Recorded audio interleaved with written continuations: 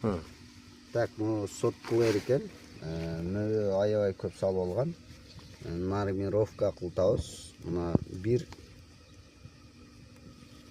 түп култмайдан, мисалы бул 4 рожок екен. 4 рожоктон мына майда болгон 14-15 күн алып салдык. Бул 8-10 грамдык култмай болот булар.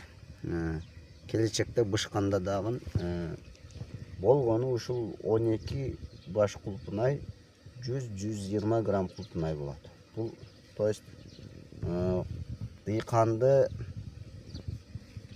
күлдүрбөйт, мындайча айтканда мунун түшүмү. Бизге моолар болуш керек. Бизге моолар мисалы булар 3-4 култмайлы 100 грамм болот.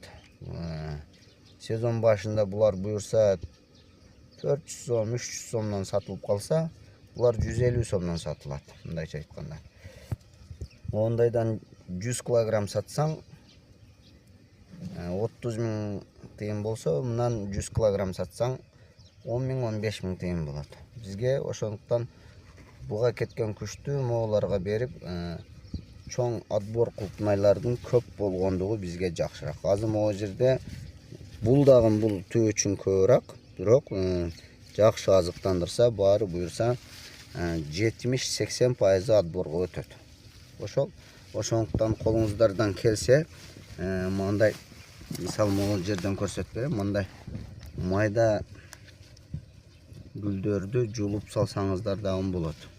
Азыр моменти. Бул королоп калганда уже култмайдан азык алып алган болот дагы кеч болуп калат. Ошондуктан азыр мүмкүнчүлүк болсо, азыраак жерде үйдүн алдында болсо, кирип чыкканда бекер отурбай ушундайларды жулуп салсаңыздар болот.